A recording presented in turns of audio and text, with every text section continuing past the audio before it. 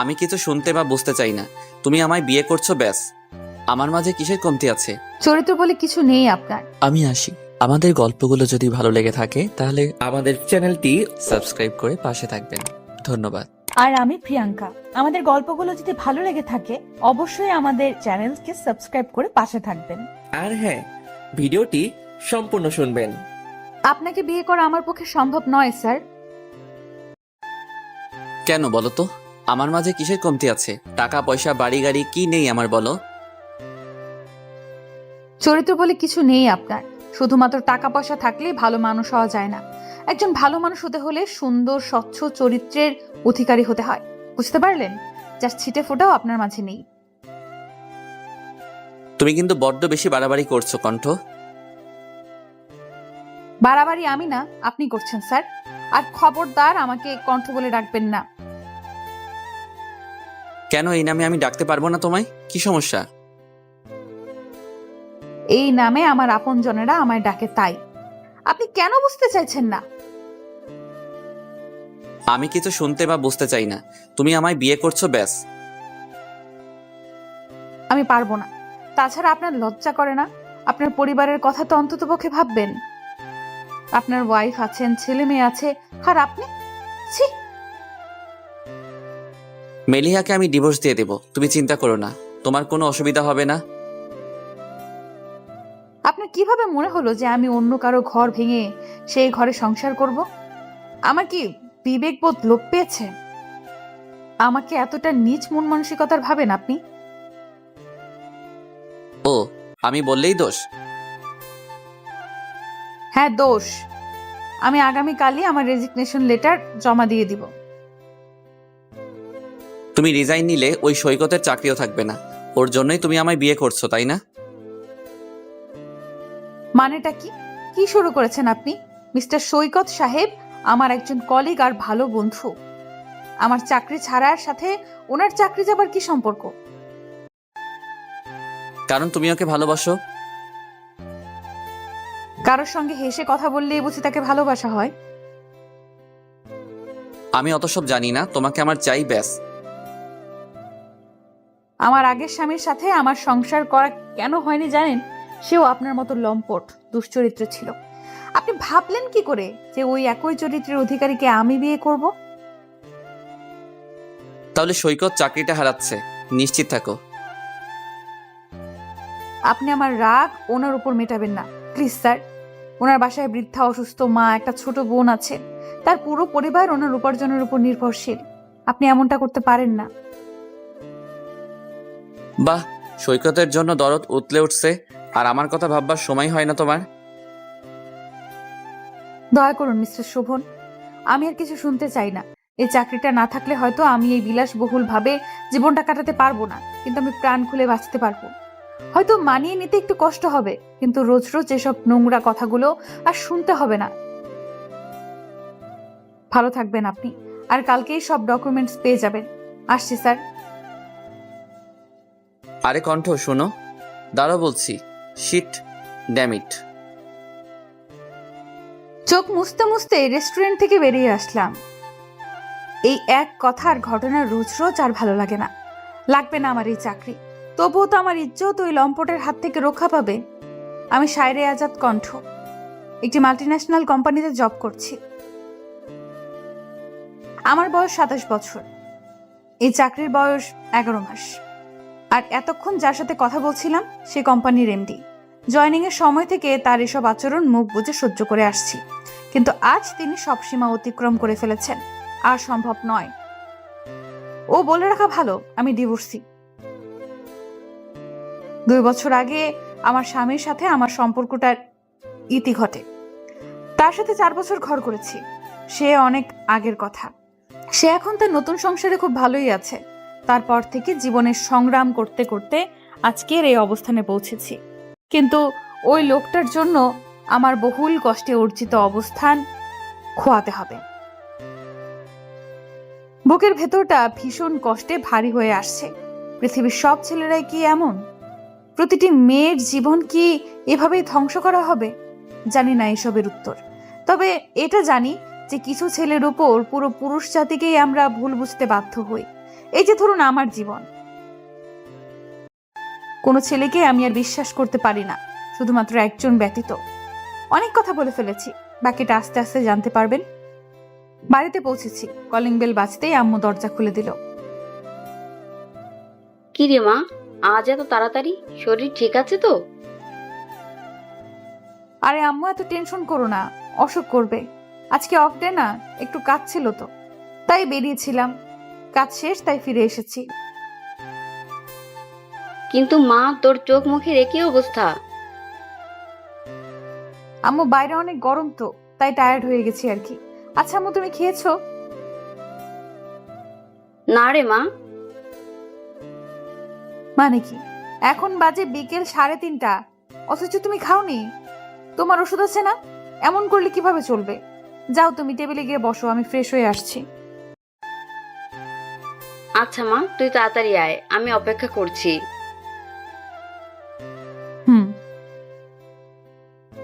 Fresh হয়ে এসে মা মেয়ে খেয়ে নিলাম। আমি ছাড়া আমার মায়ের আর কেউ নেই। একটা বড় ভাই আছে আমার, কিন্তু সে তার পরিবার নিয়ে ব্যস্ত। বৃদ্ধা মাকে দেখার সময় তার হয় না। আর আমার আব্বু, সে তো আমায় নিয়ে চিন্তা করতে করতে স্ট্রোক করে মারা গেছেন আজ 1.5 বছর। আর আমারও আমার মা ছাড়া আর কেউ নেই। খাওয়া শেষ করে আম্মুকে ওষুধ খাইয়ে রুমে চলে এলাম। রুমে এসে শুয়ে রয়েছি, কিচ্ছু ভালো লাগছে না। কিন্তু আমার যোগ্যতায় আমি হয়তো আরো ভালো কোনো চাকরি পেতে পারি। তবে কিসের মায়ায় আমার ভেতরটা ছারখার হয়ে যাচ্ছে? আমি কি সত্যি সত্যি নীল সাহেবের প্রেমে পড়েছি?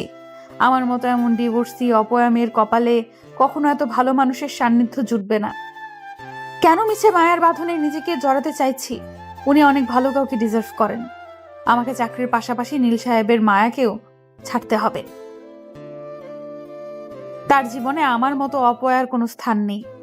আর ওই অফিসে থাকা মানেই একটা জানোয়ারকে প্রতিনিয়ত সহ্য করা, আর কুনজরে থাকা, কুপ্রস্তাব শোনা। এর চেয়ে মরে যাওয়াই শ্রেয়।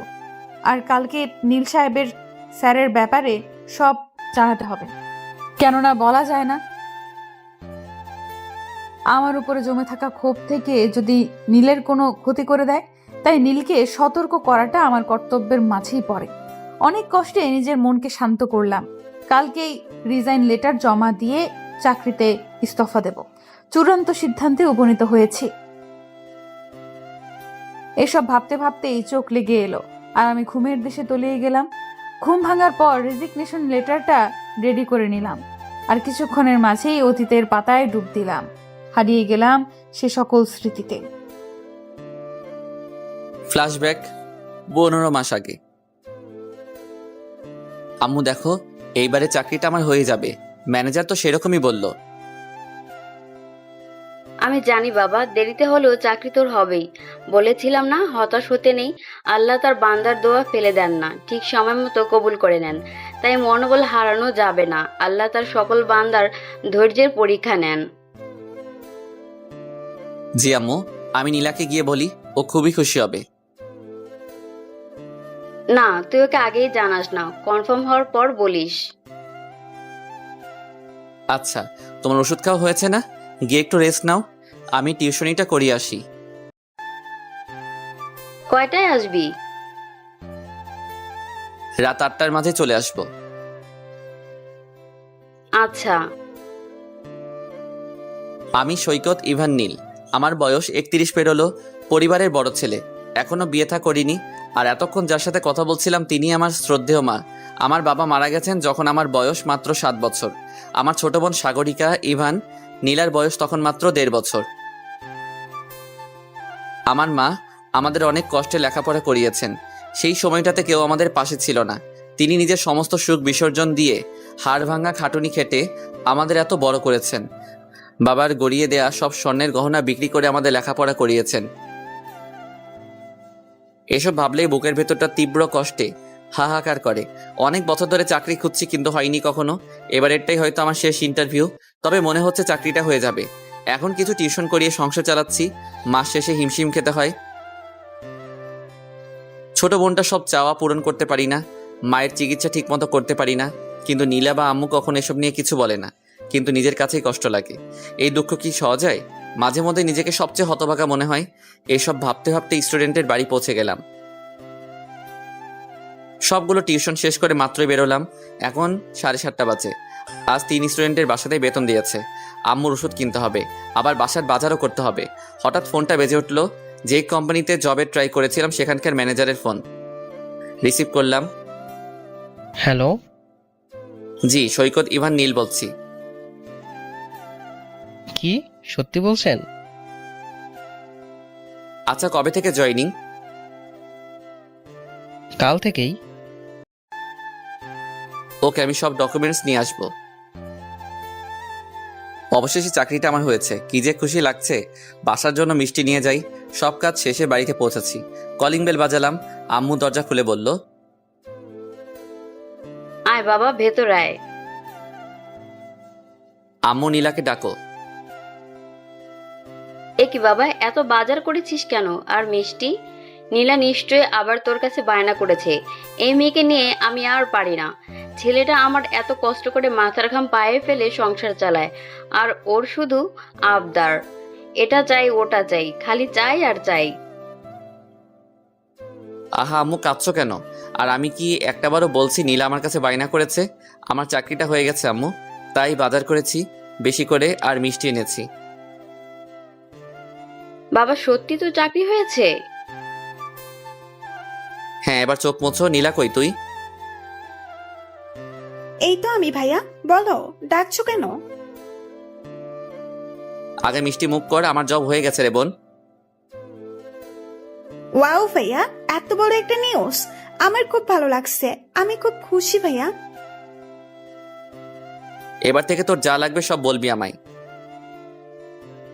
হুম। আম্মু তুমিও খাও, হা করো। আরে থাম, এই তো নিয়েছি। এরপর থেকে আমাদের ভালো দিন আসতে লাগলো। সারাদিন অফিস, আর দিন শেষে আমার পরিবারের সাথে কাটানোর সময় আমার মাসিক বেতন 70,000 নির্ধারিত হয়। বেশ স্বাচ্ছন্দ্যেই আমার চাকরি জীবন চলছিল। 4 মাস পর একটা মেয়ে চাকরিতে জয়েন করে। মেয়েটা বেশ আলাদা, খুব চুপচাপ, যাকে বলে ইন্ট্রোভার্ট, কিন্তু তার নামটা যথেষ্ট সুন্দর, সায়রী আজাদ কণ্ঠ। কিছুদিনের মাঝে ওর সাথে আমার বেশ সখ্যতা গড়ে ওঠে। আমরা কলিগের পাশাপাশি খুব ভালো ফ্রেন্ড। ওর জীবনের ঘটনাগুলো শুনে খুব কষ্ট পেয়েছিলাম। মেয়েটা এইটুকু বয়সে কতটা কষ্ট সহ্য করেছে। অফিসে একমাত্র আমার সাথেই ও অনেক কথা বলতো, তবে অনেক কথাই নিজের মাঝে লুকিয়ে যেত। অফিসে আসার পর সব ঠিকই থাকতো, কিন্তু যখনই ও এমডি স্যারের রুমে যেত তখনই চুপ হয়ে যেত। জিজ্ঞেস করেছে অনেক, কিন্তু ও কথা এড়িয়ে গেছে। আমার দেখা মতে স্যার লোকটা বেশি সুবিধার না। ওনাকে ঘিরে অনেক মেয়েঘটিত ঘটনা রটেছে। আমার মনে হয় উনি কণ্ঠের সাথেও এমন কোনো আচরণ করেন, কিন্তু ও যদি চুপ থাকে আমি তো স্যারের বিরুদ্ধে কোনো স্টেপ নিতে পারবো না। যতই দিন যাচ্ছে ওর প্রতি একটা আলাদা টান, মায়া অনুভব করছি। আমার ওকে খুব ভালো লাগে। ইনফ্যাক্ট আমি ওকে ভালোবেসে ফেলেছি, কিন্তু কোনোভাবেই ওকে জানানো বা বলা হয়ে ওঠেনি। এভাবেই কেটে যাচ্ছিল দিন, আর আমার মনে ওর জন্য অনেক সুপ্ত অনুভূতি জন্ম নিচ্ছে। মেয়েটা রোজ তার নতুন নতুন গুণে আমাকে মুগ্ধ করছে।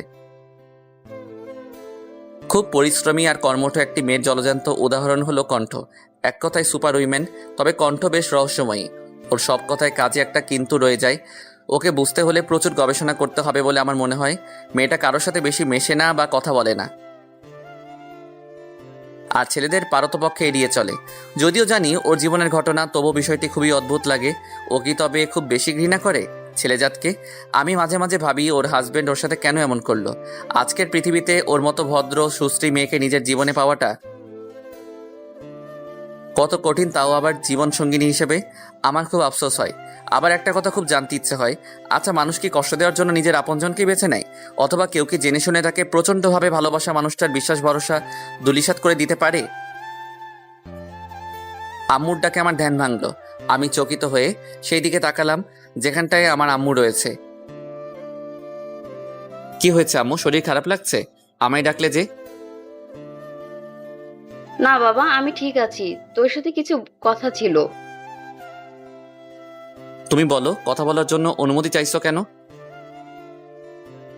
আসলে বড় হয়েছিস তো তাই। আমি তোমার কাছে এখনো সেই ছোট্ট নীল। তা বললে কি চলবে বাবা? আচ্ছা কি বলবে তুমি? আব্বু, এবার তুই বিয়েটা করে ফেল, বয়স তো পেরিয়ে যাচ্ছে। আমার দেখাশোনা করেই তো জীবন পার করে দিলি, এবার অন্তত পাখি নিজের কথাটা ভাব। করব তো, সময় হলে ঠিক করব। এই কথা তো বিগত 4 বছর যাবৎ শুনিয়ে আসছিস। নীলার বিয়েটা দিয়ে তারপর আমিও বিয়ে করব। যা ভালো বুঝিস। আর কথা বাড়াইনি, আর আম্মু বাড়াইনি। ঘুমানোর প্রস্তুতি নিলাম এবং একসময় ঘুমিয়ে পড়লাম। অফিসে জয়েন করেছি 2 মাস মতন হয়েছে। এই অফিসের কারোর সাথেই আমার তেমন পরিচয় নেই, আবার কথাও তেমন একটা হয় না। তবে একটা মানুষের সাথে কথা না বলে থাকতে পারি না, সেই মানুষটা হলো নীল সাহেব। ওনার কথাবার্তা, পার্সোনালিটি সবটাই আমায় মুগ্ধ করেছে। অফিসে একমাত্র ওনার সাথেই আমি অনেক কথা বলি। অফিসে ওনার প্রচুর সুনাম রয়েছে। সবটাই ঠিক ছিল শুধুমাত্র একটি বিষয় ছাড়া, আর সেটা হলো অফিসের এমডি। ওনার কথা, চাল চলন সবটা যেন নোংরা কিছু ইঙ্গিত করে। আমি যথেষ্ট শালীনতা বজায় রেখে চললেও উনি পারেন না আমাকে চোখ দিয়ে সম্পূর্ণ গিলে খান। এত বাজে চাহনি ওনার। নীল সাহেব হয়তো বিষয়টা আন্দাজ করতে পারেন। সে সব সময় আমাকে অফিসে আপসেট হয়ে থাকার কারণ জিজ্ঞেস করেন, কিন্তু আমি বিষয়টা এড়িয়ে যাই, কারণ আমি চাই না আমার জন্য নীল সাহেব কোনো ঝামেলায় জড়িয়ে পড়ুক। উনি মানুষটা খুব ভালো, নিজের পরিবার ছাড়া কিচ্ছু বোঝেন না। খুব ভালোবাসেন নিজের মা আর ছোট বোনকে। তার আলোচনার মূল বিষয় তার পরিবার। এই জন্য অনেকেই বিরক্ত বোধ করলেও আমার খুব ভালো লাগে। এই দেখো, এত সব ভাবতে ভাবতেই অফিসে পৌঁছে গেছি। আমি রিক্সা থেকে নেমে ভাড়া মিটিয়ে অফিসে ঢুকতে নেব, ঠিক তখন কণ্ঠ, কারো পিছু ডাক শুনে দাঁড়িয়ে গেলাম। পিছনে ঘুরে যা দেখলাম তার জন্য আমি মোটেও প্রস্তুত ছিলাম না। আমার প্রাক্তন স্বামী ডেকেছিল আমায়। আমার ভালো থাকা হয়তো তার সহ্য হচ্ছে না। তার সাথে কথা বলার বিন্দু পরিমাণ ইচ্ছে আমার নেই। সে হয়তো আবার আমায় অপমান করতে আমার অফিস অব্দি চলে এসেছে। আমি হাঁটতে শুরু করলাম আর পিছু ফিরে তাকাইনি। অনেকবার ডেকেছে, আমি দাঁড়াইনি। অতি দ্রুত হাঁটার কারণে কেবিনে ঢোকার সময় কারোর সাথে প্রচন্ড জোরে ধাক্কা খেলাম। তাকিয়ে দেখি নীল সাহেব আমায় আগলে ধরেছেন, নয়তো আমি পড়ে গিয়ে বড়সড় রকমের একটা আঘাত পেতাম। নিজেকে সামলে সোজা হয়ে দাঁড়ালাম। কণ্ঠ, আপনি ঠিক আছেন? জি। কি হয়েছে আপনার, এমন অন্যমনস্ক দেখাচ্ছে?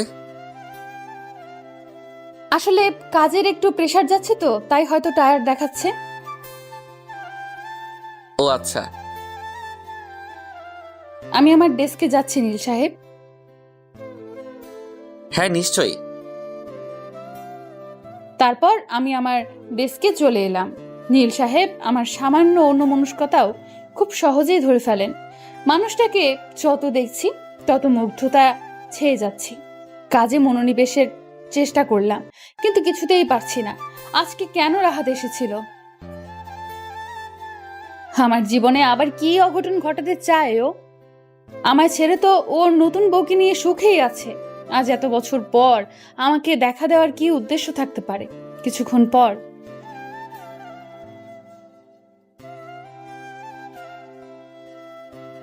জি, আপনি যান, আমি আসছি। স্যার, আসবো? আসুন মিস কণ্ঠ। কোনো দরকার ছিল স্যার? কেন, তোমায় কি সবসময় দরকারের জন্য ডাকতে হবে? এমনি কি তোমায় আমি ডাকতে পারি না? আসলে স্যার ঠিক তা নয়। আপনি ডেকেছেন তো, তাই কারণ জিজ্ঞেস করলাম। কিছু মনে করবেন না প্লিজ। করব না, তবে একটা শর্তে। কি? আজকে আমার সাথে বাইরে লাঞ্চ করতে হবে। মাফ করবেন, আমি বাইরের খাবার খাই না। আমি আসছি স্যার। আরে মিস কণ্ঠ, আমার কথাটা তো শুনে যান। কোনো কথা না বলেই আমি স্যারের কেবিন থেকে বেরিয়ে এলাম। ওনাকে ভালো করে চিনেছি এই 2 মাসে। আজ কফি, কাল লাঞ্চ, পরশু ডিনার, আর যতক্ষণ ওনার সামনে ছিলাম মাথা থেকে পা অবধি না হয় হাজারো বার স্ক্যান করেছে। অসভ্য লোক কোথাকার। তারপর আমার ডেস্কে বসে আবার কাজ শুরু করলাম। লাঞ্চের সময় ব্যস্ত নাকি? আরে নীল, না কিছু বলবেন? সবাই লাঞ্চ ব্রেকে আর আপনি এখনো কাজ করছেন? খেয়ে নেবেন, চলুন। আমি বাসা থেকে এসেছি, আপনি বরং আজ আমার সাথে লাঞ্চ শেয়ার করুন। আমিও এনেছি। আচ্ছা, একটু অপেক্ষা করুন কণ্ঠ, আমি আসছি। কিছু সময় পর এই তো চলে এসেছি। আমি আজ এই 4 রকমের ভর্তা আর আচার সাথে খুদের ভাত এনেছি। আরে এইসব তো আমার পছন্দের খাবার, আপনি বরং আপনার বক্স আমায় দিয়ে দিন, আমার বক্সটা আপনি নিন।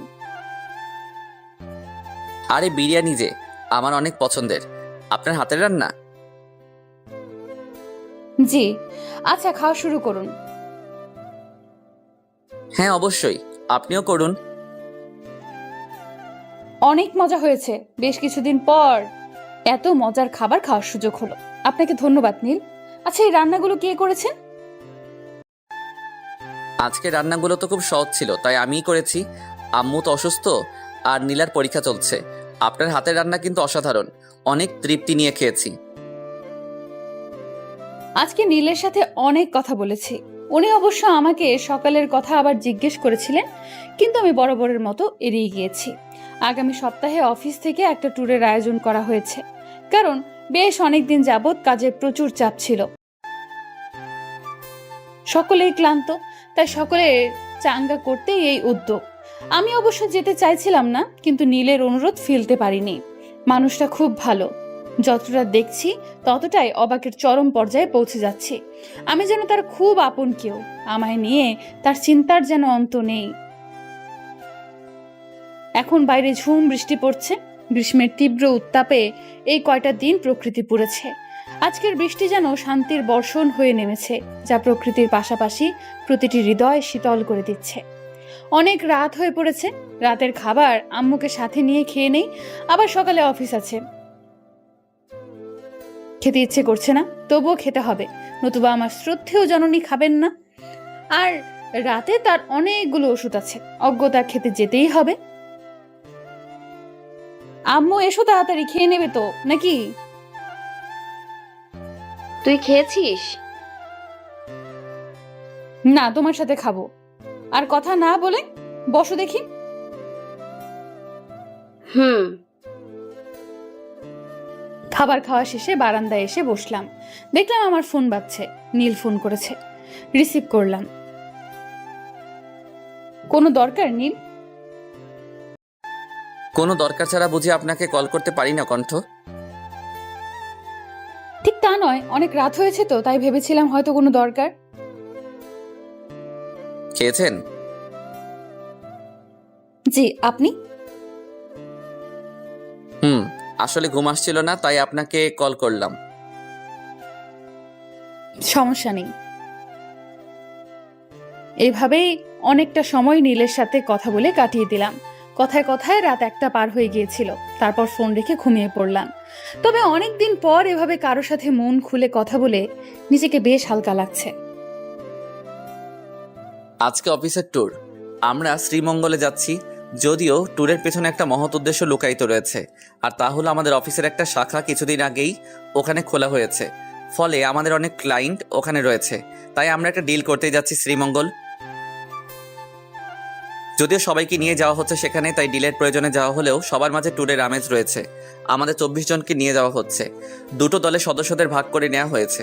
অনেকেই পারিবারিক বিভিন্ন কারণে আমাদের সাথে যোগদান করতে পারেনি, তাই আমাদের সঙ্গী হিসেবে 24 জন অবশিষ্ট রয়েছে। আমি এমডি স্যার ও কণ্ঠ একই দলে রয়েছি। আমি কণ্ঠকে আর আপনি বলে কথা বলি না, তুমি বলেই কথা বলি, তবে ও এখন আপনি বলে। এটাই নাকি ওর স্বাচ্ছন্দ্য, তাই আমিও কিছু বলিনি। কারণ কারো কমফোর্ট জোন থেকে তাকে বের করাটা তার জন্য অস্বস্তিকর। এখন সকাল 8টা বাজে। 8:45 অফিসের সামনে সকলে একত্রিত হব। তারপর আমরা মাইক্রোবাসে করে শ্রীমঙ্গলের উদ্দেশ্যে যাত্রা করব। আমি বাসা থেকে বেরিয়ে কণ্ঠকে কল করলাম। হ্যালো কণ্ঠ, তুমি বেরিয়েছো?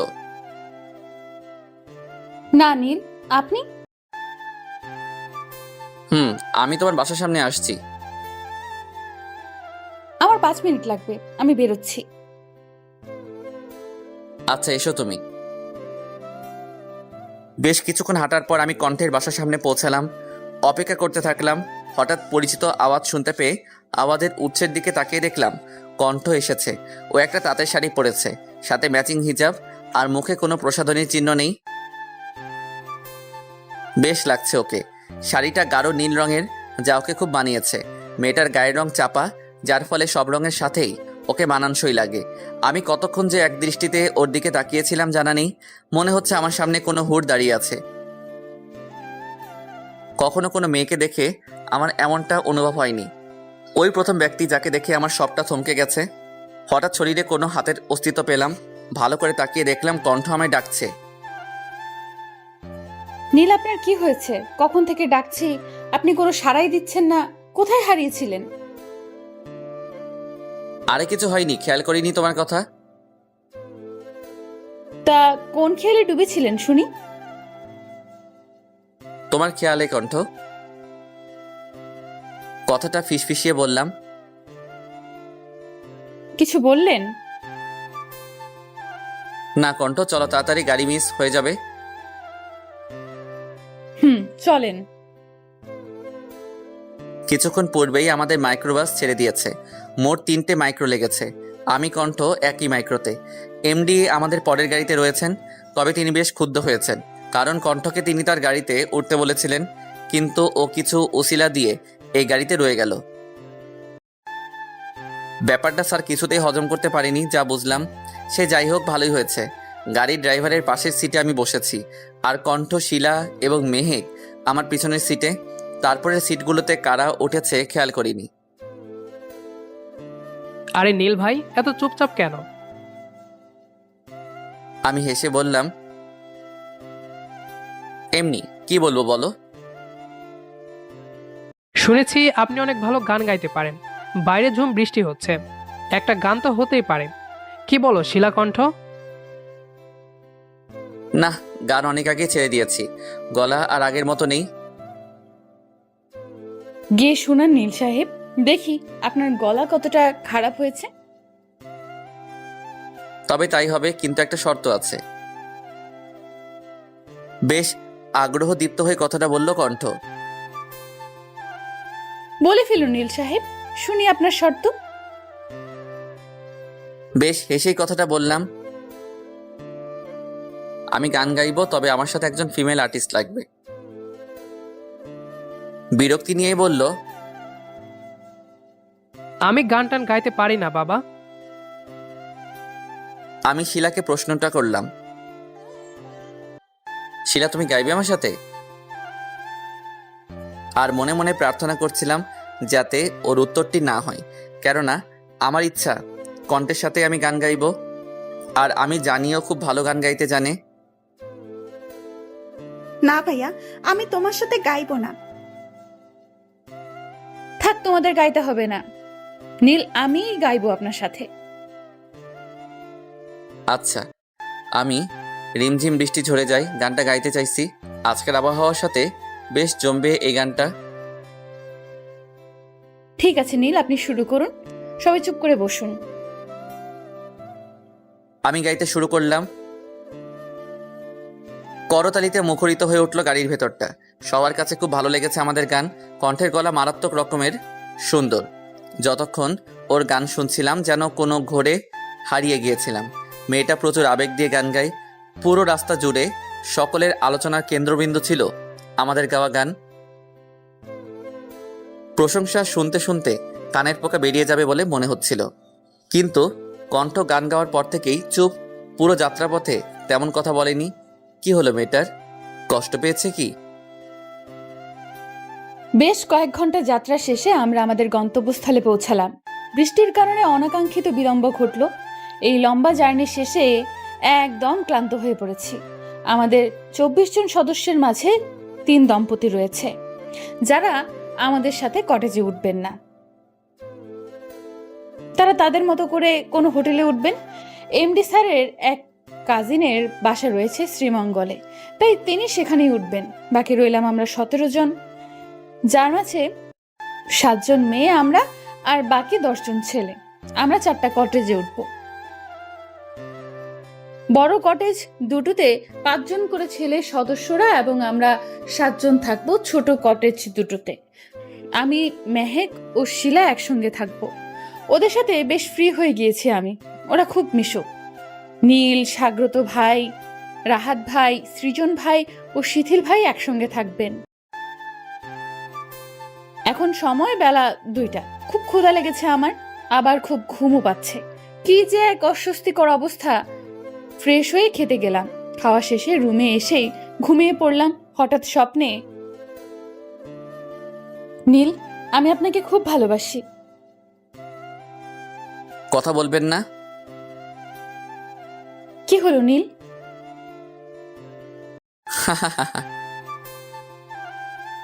এভাবে হাসছেন কেন? ওইদিকে কেন যাচ্ছেন?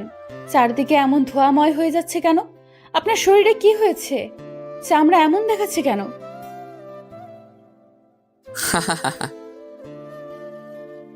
নীল, কোথায় আপনি? আমার শ্বাস নিতে কষ্ট হচ্ছে, আমি আপনাকে দেখতে পাচ্ছি না। নীল। হঠাৎ ধরফরিয়ে উঠে বসলাম। চারপাশে চোখ বুলিয়ে সময়টা বোঝার চেষ্টা করছি। ঘড়ির কাঁটায় এখন সময় সন্ধ্যে 7টার কিছু বেশি। রুমে এসি চলছে, তবু আমি দরদর করে ঘামছি। মনে হচ্ছে যেন শরীরে অনবরত পানি ঢালা হচ্ছে। খুব অস্থির লাগছে। এটা আমি কি দেখলাম? কেন দেখলাম? আবার কি কোনো ঝড় আসতে চলেছে আমার জীবনে? আচ্ছা, রুমে আমি একা কেন? মেহেক, শিলা কোথায়? 4 ঘন্টা হয়ে গেছে, কতক্ষণ ঘুমিয়েছি আমি। কিন্তু হঠাৎ এমন একটা দুঃস্বপ্ন কেন দেখলাম আমি?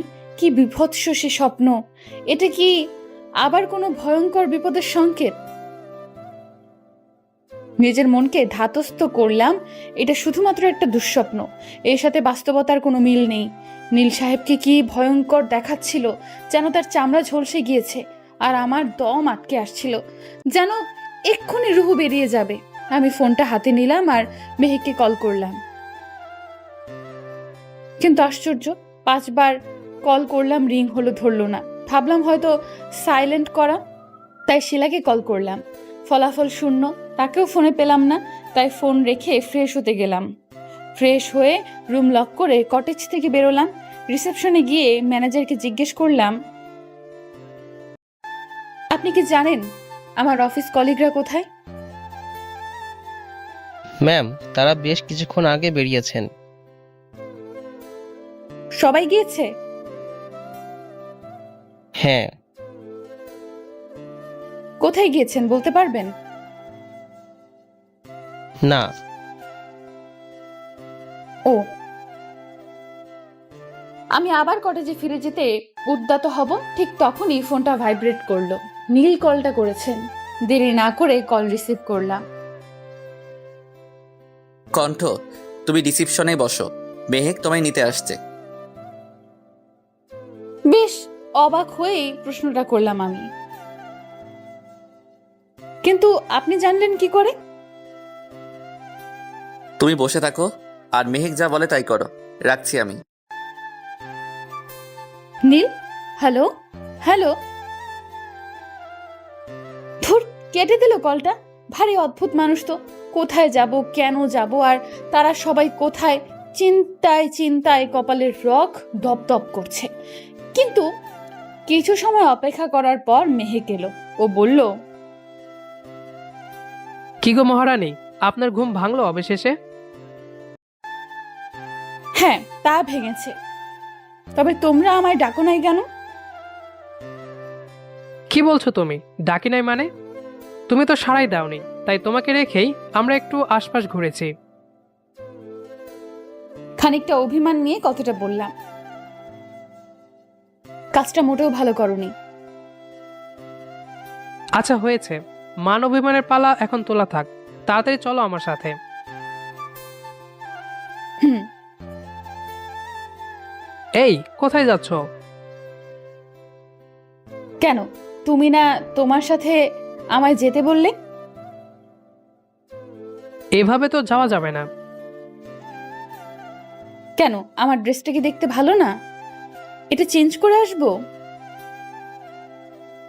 না, ড্রেস ঠিক আছে, কিন্তু তুমি চোখ খোলা রেখে যেতে পারবে না। তো আমি চোখ বন্ধ করে হাঁটবো নাকি? আরে বোকা, আমি তোমার চোখ বেঁধে তোমাকে ধরে ধরে নিয়ে যাব। আমি বিরক্তিতে ভ্রুজগল কুঁচকে বললাম, কেন আমি পারবো না? মেহেক খানিকটা গম্ভীর হয়ে বলল, নীল ভাই তোমাকে কল করেছিল? হ্যাঁ। কিছু বলে নাই? বলেছে অনেক কিছু।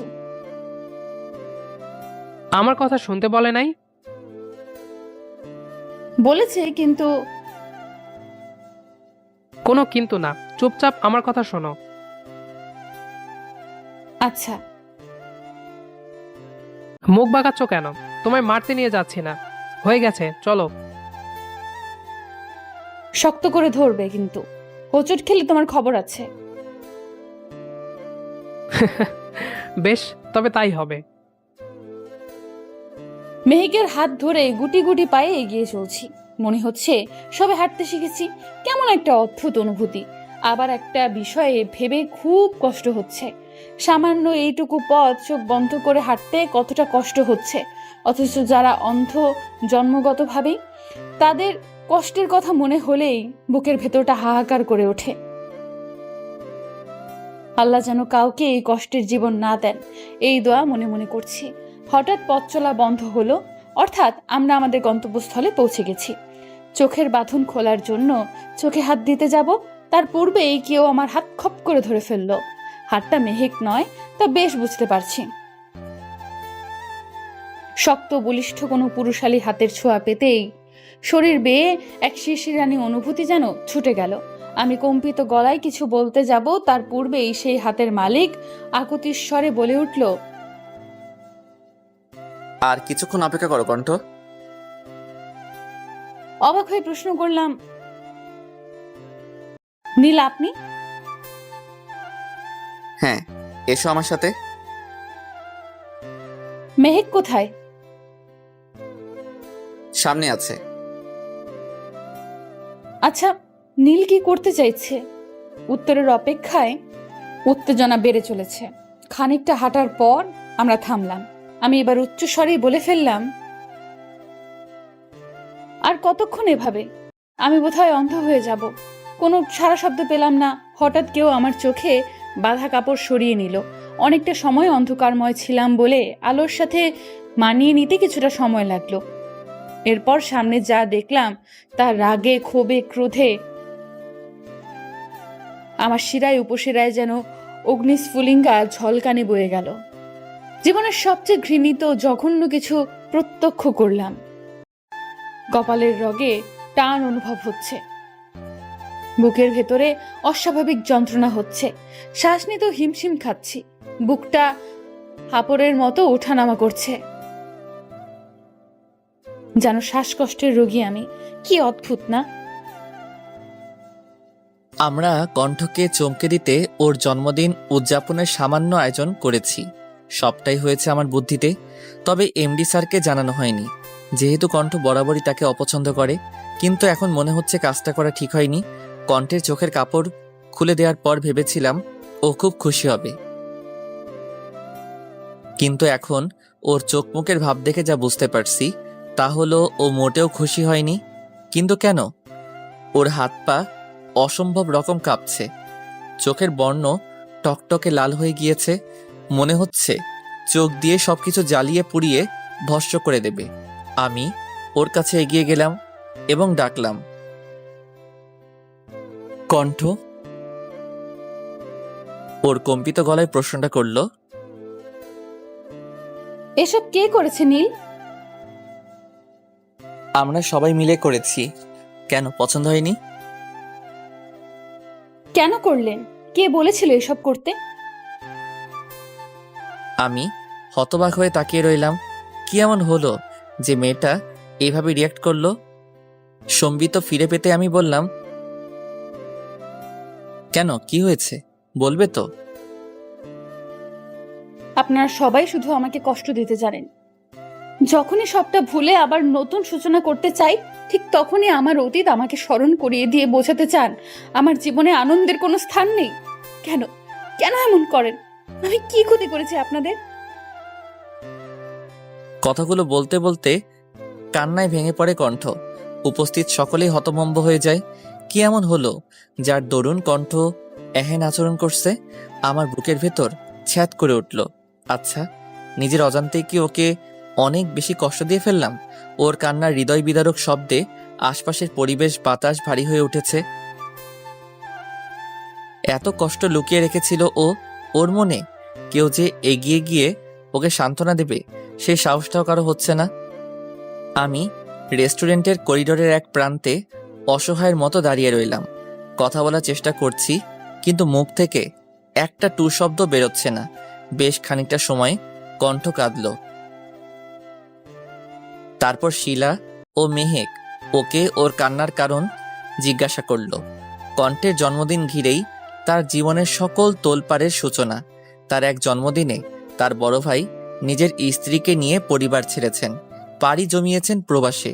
ঘটনার সমাপ্তি এটুকুতে হলেও পারত, কিন্তু ঘটনাটি সমাপ্তির দ্বারপ্রান্তে পৌঁছেনি। কণ্ঠ তার আরেকটি জন্মদিনে নিজের অনাগত সন্তানদের হারিয়েছে। যদিও এর জন্য তার প্রাক্তন স্বামী দায়ী। লোকটা তার পরকীয়া সম্পর্কের জেরে কণ্ঠ যখন 6 মাসের অন্তঃসত্ত্বা, কণ্ঠকে তখন বেধড়কভাবে মেরেছিল। ফলশ্রুতিতে কণ্ঠ হারায় তার অনাগত সন্তানদের।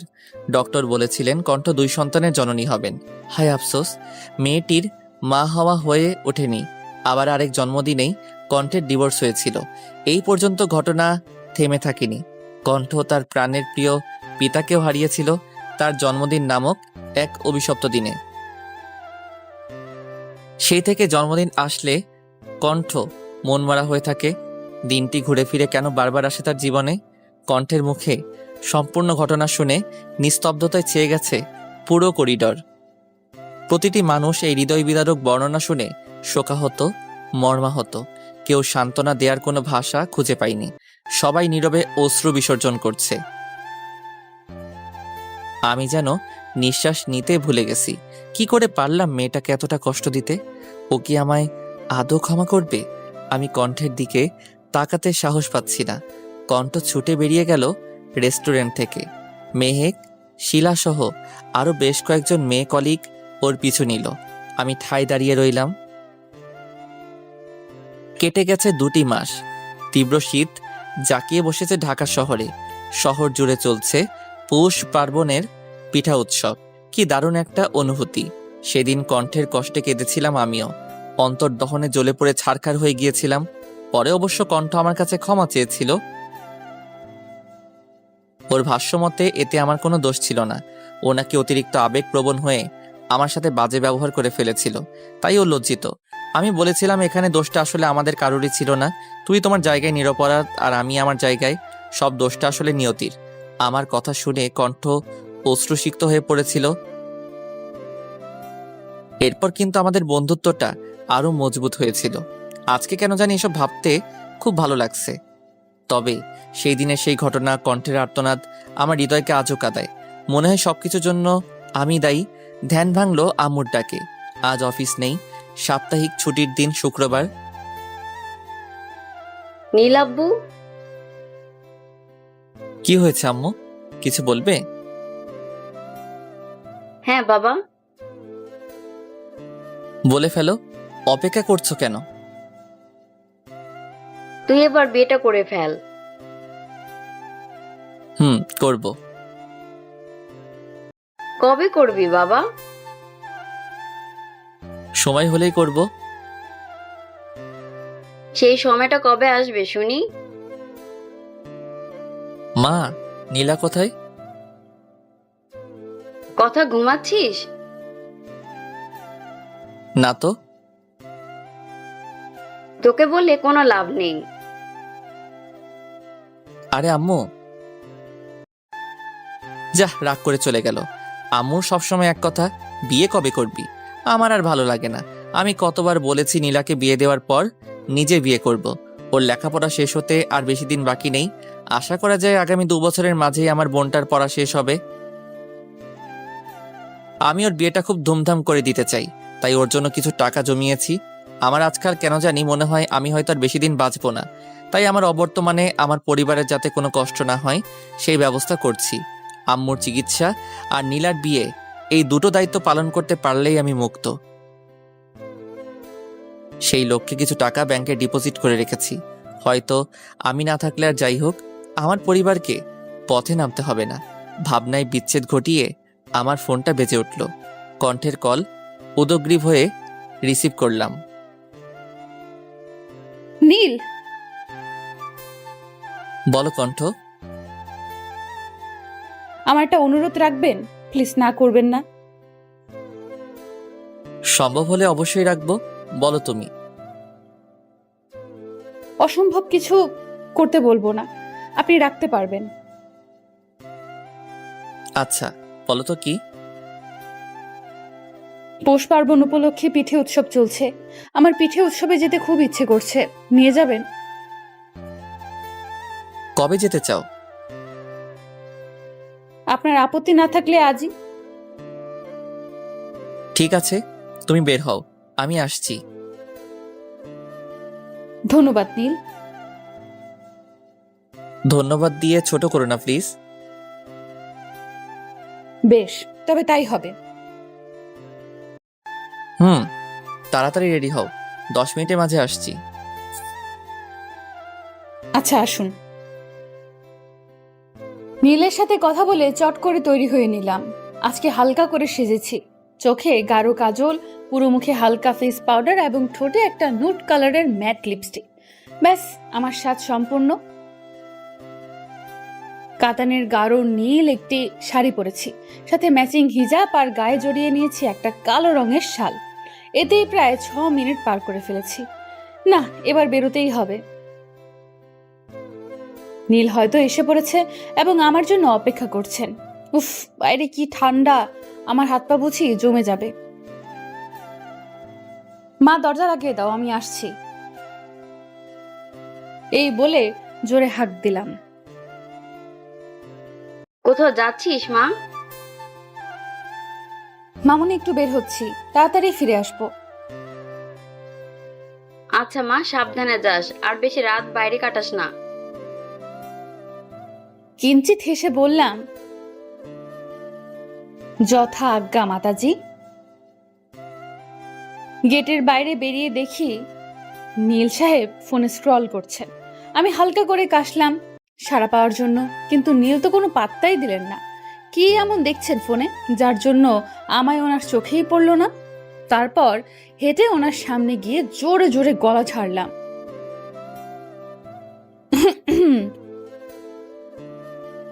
আরে কণ্ঠ, এসে পড়েছো, চলো রিক্সায় উঠি। এসেছি তো সেই কখন, কিন্তু আপনি তো দেখলেনই না ফোন নিয়ে ব্যস্ত কিনা। খানিকটা খোঁচা দিয়ে কথাটা বললাম। কেন যেন ওনার দৃষ্টি আকর্ষণ করতে না পেয়ে রাগ হচ্ছে, ভীষণ রকমের রাগ। মিষ্টি হেসে বললেন নীল, ও তাই বুঝি, সরি গো, আর হবে না। কি মায়াময় মুখায়ব, কতটা স্নিগ্ধ তার হাসি, কতটা গভীর তার চোখের চাহনি। দেখলেই মনে হয় এই বুঝি কোনো মায়াজালে জড়িয়ে পড়েছি। আর তার মুখের এই গো ডাকটা শুনে শরীর জুড়ে বয়ে গেল এক অদ্ভুত অনুভূতি। মনের মাঝে লোভ জমছে। ইস, যদি রোজ এই ডাকটা শুনতে পেতাম, যদি পেতাম। ভাবনার সাগরে হাবুডুবু খাচ্ছিলাম, তবে তা ছিল ক্ষণস্থায়ী। এই কণ্ঠ, কি ভাবছো বলো তো? রিক্সায় উঠবে না? কিছু না, চলুন। সূর্য ডুবেছে, ঘন্টাখানেক পড়বে। অন্ধকার জেগে বসেছে শহর জুড়ে। তবে রাস্তায় ল্যাম্পপোস্টে, দোকানের লাইট আর বাসাবাড়ির লাইটের আলোয় আলোকিত চারপাশ। ঠান্ডা বাতাসের ঝাপটা এসে স্পর্শ করছে সারা অঙ্গ। রিক্সা ছুটে চলেছে গন্তব্যের খোঁজে, আর পাশে বসে আছেন নীল। তবে আমাদের মাঝে আরো 2-1 বসতে পারবে বলে মনে হয়। আচ্ছা, সময়টা যদি এখানেই থমকে যেত তবে কেমন হতো? 1 কাপ চায়ের বড্ড অভাব। ভাবনার সমাপ্তি ঘটল, কেননা রিক্সা থেমে গেছে, যার অর্থ আমরা আমাদের কাঙ্ক্ষিত গন্তব্যে পৌঁছেছি। আমি নামলাম রিক্সা থেকে। এতটা পথে আমরা একটা কথাও বলিনি। নিশ্চুপ থেকে প্রকৃতির স্নিগ্ধতা অনুভব করছিলাম। শান্ত স্বরে নীল বলল, কণ্ঠ চলো। চলেন। আমি আশপাশ ঘুরে ঘুরে দেখছিলাম। হরেক পদের পিঠার স্টল রয়েছে। মনে পড়ে গেল ছোটবেলার কথা। শীতের সময় গ্রামে যখন বেড়াতে যেতাম তখন কত পিঠা খেতাম। আর এখন তো বাসায় সেভাবে পিঠা তৈরি করাও হয় না, তাই খাওয়ার সৌভাগ্য হয়ে ওঠে না। চারপাশ পিঠার সুঘ্রাণে ম ম করছে। আমি পাটিসাপটা পিঠার স্টল দেখে দাঁড়িয়ে পড়লাম। নীল বললেন, কি হলো, থেমে গেলে যে? কপাল কুঁচকে কথাগুলো বললাম আমি। পৌষ পার্বণের পিঠা উৎসবে এসেছি কি করতে? শুধু কি ঘুরে ঘুরে দেখবো? খাবো না? না, তা হবে কেন? তা কোন পিঠে খাবে? আপাতত পাটিসাপটা দিয়ে শুরু করব, তারপর ভেবে দেখছি আর কি টেস্ট করা যায়। তবে শুরু করা যাক। আমরা পাটিসাপটা, ভাপা পিঠা, চিতই পিঠা, খেজুর পিঠা, দুধ চিতই পিঠা, বিবিখানা পিঠা সহ আরো অনেক রকমের পিঠা টেস্ট করলাম। অসম্ভব মজা ছিল পিঠাগুলো। এত পিঠা খেয়ে ফেলেছি যে এখন হাঁটতে হিমশিম খেতে হচ্ছে। তবুও খুব উপভোগ্য ছিল মুহূর্তগুলো। নীলের একই অবস্থা। হঠাৎ নীল বলে উঠলেন, এই কণ্ঠ, একটু বিশ্রাম নেই, কি বলো? ঠিক বলেছেন, হাঁটতে কষ্ট হচ্ছে। কিছু সময় বিশ্রাম নিয়ে তারপর চলে যাব। নিষ্প্রভ কণ্ঠে আমি বললাম, নীল এখন কয়টা বাজে? সবে 7:45 বাজে। 8টা পর্যন্ত বসি, তারপর রওনা হব। ঠিক আছে, আপনাকে অনেক ধন্যবাদ নীল। নীল খানিকটা অবাক হয়ে বললেন, ধন্যবাদ কেন? উচ্ছ্বাসিত হয়ে কথাগুলো বললাম, এত সুন্দর একটা সন্ধ্যা উপহার দেওয়ার জন্য। এটা আমার জীবনের অন্যতম একটি সুন্দর মুহূর্ত, আমার কাটানো সবচেয়ে ভালো সন্ধ্যা। তোমাকেও ধন্যবাদ আমাকে এত সুন্দর সময় উপভোগ করতে দেওয়ার জন্য। আড্ডা চলল বেশ অনেকটা সময়। তারপর আমরা বাসার উদ্দেশ্যে রিকশায় চড়লাম। আবার আমরা বেশ অনেকটাই স্বাভাবিক হয়ে গেলাম। আগের মতো আর জড়তা কাজ করছিল না। অনেক কথা বলতে বলতেই আমরা বাসায় এসে পড়লাম। আমায় বাসার গেটে নামিয়ে দিয়ে নীল নিজের বাসার উদ্দেশ্যে রওনা দিলেন। যতক্ষণ নীলকে দেখা গেল আমি তাকিয়ে দেখলাম। উনি অদৃশ্য হতেই আমি বাসায় ঢুকে গেলাম। বাসায় ফিরে ফ্রেশ হয়েই বিছানায় শরীর এলিয়ে দিতেই ঘুমে তলিয়ে গেলাম। পরদিন সকালে অ্যালার্মের বিকট শব্দে ঘুম ভেঙে গেল। আর মোড়া ভেঙে উঠে বসলাম। সকাল 7টা বাজে। বিছানা গুছিয়ে বারান্দায় গিয়ে দাঁড়ালাম। কর্মব্যস্ত মানুষের আনাগোনা রাস্তায় শুরু হয়েছে। শান্ত নীরব রাস্তায় মানুষের কোলাহল বাড়ছে। কিছুটা সময় পরিবেশ পর্যবেক্ষণ করে ফ্রেশ হতে চলে গেলাম। ফ্রেশ হয়ে নাস্তা তৈরি করে আম্মুকে সাথে নিয়ে ব্রেকফাস্ট সেরে নিলাম। আজকে নাস্তায় ফ্রোজেন পরোটা ভেজেছি আর সাথে করেছি সবজি আর ডিম ভাজি। নাস্তা শেষে 1 কাপ চা খেলাম। ব্যাস, আর কি লাগে। খাওয়া শেষে লাঞ্চ তৈরি করে ফেললাম চট করে। আজকের লাঞ্চে করেছি ভুনা খিচুড়ি আর সাথে বিফ কারি। সব গুছিয়ে তারপর গোসল সেরে অফিসের জন্য তৈরি হয়ে নিলাম। এই শীতের সকালে গোসল করে আসাতে ঠান্ডা কম লাগছে। 9টায় অফিস, তাই 8:40-এ বেরোবো। আম্মুকে ওষুধ খাইয়ে বিদায় নিয়ে বের হয়ে পড়লাম। আজকে কিছু ডিল সাইন হবে। তারপর রিক্সা নিয়ে নিলাম। বেশ অনেকটা সময় পর অফিসে এসে পৌঁছালাম। ভাড়া দেওয়ার সময় পেছন থেকে এমডি স্যার ডাকলেন আমায়। মিস সায়রি, জি স্যার, বলেন। আপনি রোজ এমন রিক্সায় করে যাতায়াত করেন কেন? আমার যা সামর্থ্য আমি তাই করি স্যার। আহা, রেগে যাচ্ছেন কেন? আপনি চাইলে আমি রোজ আপনাকে পিক করতে পারি, কিন্তু আপনার এত কষ্ট করার কোনো প্রয়োজন নেই। আমি রিকশায় চড়েই স্বাচ্ছন্দ্য পাই। আশা করি আপনি বুঝতে পেরেছেন। আমি আসছি স্যার, কিছু ফাইল চেক করতে হবে। একটু পরে তো মিটিং। গম্ভীর স্বরে কথাগুলো বলে চলে আসলাম। একরাশ হতাশা নিয়ে বললেন তিনি, আচ্ছা আপনি যান। অফিসে পৌঁছেই অনেকগুলো ফাইল ঠিক করছিলাম। বেশ অনেকক্ষণ পর কণ্ঠ আসলো। ও প্রথমে ওর ডেস্কে গেল, তারপর আমার কাছে এসে বলল, নীল, আপনি আমার এই ফাইলগুলো চেক করে দেন তো। আমি দেখেছি, তারপরও একটু দেখে নেন। তুমি দেখলে তাতে কি আর ভুল থাকতে পারে? তবুও তোমার অনুরোধ রাখতে দেখছি। আপনি সব সময় একটু বেশিই বলেন। আচ্ছা তুমি রেখে যাও, আমি দেখে তোমায় দিয়ে আসবো, কেমন? জি অবশ্যই। বেশ অনেকক্ষণ পর এমডি স্যারের রুমে কণ্ঠকে যেতে দেখলাম। তারপর প্রচুর চিৎকারের আওয়াজ শুনতে পেলাম। বুঝতে পারলাম স্যারের সাথে কণ্ঠের নিশ্চয়ই কোনো ঝামেলা হয়েছে। ছুটে গেলাম সেখানে। গিয়ে দেখি স্যার কণ্ঠের গায়ে হাত তুলতে যাচ্ছিলেন। আমি তাড়াতাড়ি করে ওনার হাত ধরে ওনাকে আটকে দিলাম।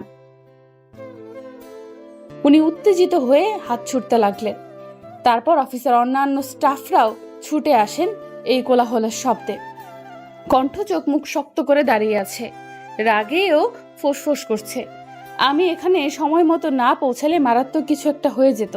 কিন্তু কি এমন হলো, হঠাৎ এমন রণাঙ্গনে পরিণত হয়েছে কেন?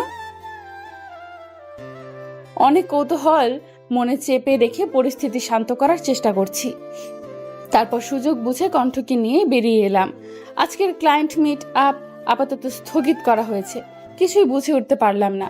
মুহূর্তের মাঝে অফিসের পরিবেশ পাল্টে গেল। সবাই অবশ্য স্যারকে হাত তোলার অবস্থায় দেখেনি, শুধুমাত্র উত্তেজিত অবস্থায় দেখেছে। তারা ধারণা করছে যে কোনো ইম্পর্টেন্ট ফাইল হয়তো বা কণ্ঠ ভুল করেছে, তাই স্যার এতটা উত্তেজিত হয়ে পড়েছেন। কিন্তু আমার মন বলছে অন্য কিছু। কণ্ঠকে জিজ্ঞেস করতে হবে। আজকে অফিস তাড়াতাড়ি ছুটি হয়ে গেল। কণ্ঠ কোনো কথা না বলেই চলে গেল। আমিও আর কিছু বলিনি ওকে। রাতের আকাশ মেঘাচ্ছন্ন হয়ে রয়েছে। শিশির বিন্দু জানালার গ্রিলে জমেছে, মনের কোণেও মেঘ জমেছে। হৃদয় উঠোন জুড়ে আজ শুধুই বিষণ্ণতা। কোথাও কি শান্তি নেই? কেন জীবনে এত তোলপাড়? জীবন যদি থমকে যেত। বারান্দায় বসে এই কথাগুলো এক মনে ভাবছে কণ্ঠ। কি তার অপরাধ? মেয়ে হয়ে জন্মানোটাই হয়তো তার জীবনের মস্ত বড় অপরাধ। বুক চিরে বেরিয়ে এলো একরাশ দীর্ঘশ্বাস। আজকে এমডি স্যার আবারও কণ্ঠকে অপমান করেছে। নীলের সাথে দু চারটা কথা হেসে বলেছে বলেই কি সে বেহায়া? এতটা নীচ কেন মানুষের মন মানসিকতা? রেগে গিয়ে কণ্ঠ কম কথা শোনায়নি ওই লোকটাকে। পরবর্তীতে মিস্টার শোভন অবশ্য কণ্ঠকে কল করে দুঃখ প্রকাশ করেছে। প্রতি উত্তরে কণ্ঠ ছিল নিশ্চুপ। কালকে কণ্ঠকে শোভন একটা রেস্টুরেন্টে দেখা করতে বলেছে। কণ্ঠ জবাবে হ্যাঁ সূচক উত্তর করেছিল। যেহেতু অফিসে চাকরি করতে হবে, তাই বসের কথা না শুনে কি কোনো উপায় আছে? রাতে নীল অনেকবার কল করেছিল কণ্ঠকে, কিন্তু সে রিসিভ করেনি। তার মন পাড়া যে আজ বিষণ্ণতার চাদরে ঢেকে আছে, তাই এই বিষণ্ণতার সময়টা একান্তেই নিজের সাথেই কাটাতে ভালো লাগে তার। বর্তমানে হঠাৎ করেই হারিয়েছিলাম অতীতের পাতায়। ফোনের ভাইব্রেশনে ফিরে এলাম বর্তমানে। স্ক্রিনে স্যার লেখাটা জলজল করছে। লোকটা আসলে চাই কি? বলেছি তো তাকে আমি বিয়ে করতে পারবো না। এমন নির্লজ্জ বেহায়া মানুষ আমি আমার জীবনে দুটো দেখিনি। কলটা কেটে দিলাম। সময় এখন সন্ধ্যে 7:30। আকাশ মেঘাচ্ছন্ন হয়ে রয়েছে। আমার জন্ম হয়েছিল বোধহয় কষ্ট পাওয়ার জন্যই। হয়তো মৃত্যুই পারবে আমাকে এসব থেকে মুক্তির পথ খুঁজে দিতে। কিন্তু আমার আম্মুর কি হবে আমি না থাকলে? মানুষটা যে আমি ছাড়া আর কেউ নেই, ছেলে থেকেও নেই। এমন সন্তান গর্ভের কলঙ্ক। আল্লাহর কাছে একটাই প্রার্থনা সবসময় করি, আমার অবর্তমানে যেন আমার মায়ের কোনো কষ্ট না হয়। অনেক হতাশ আমি আমার জীবন নিয়ে। কত স্বপ্ন ছিল জীবন নিয়ে, অথচ সব স্বপ্নই রয়ে গেল, বাস্তবে রূপ পেল না। না হতে পারলাম কারো ভালোবাসার মানুষ, আর না হতে পারলাম মা। না হতে পারলাম জীবনে প্রতিষ্ঠিত। কি হলো, কেন হলো? সবটাই ধোঁয়াশা, যার নেই কোনো উত্তর। ভাবনা চিন্তারাও আজকাল খাপছাড়া হয়ে গেছে। আজ যদি নীলের মতো একজন জীবন সঙ্গী পাশে পেতাম, হয়তো তার কাঁধে আমার মাথাটা রেখে সব কষ্টগুলো দুজনায় ভাগ করে। প্রতিদিন ভালোবাসার নতুন নতুন গল্প পেতে চ্যানেলটি সাবস্ক্রাইব করে পাশে থাকা বেল বাটনে ক্লিক করুন।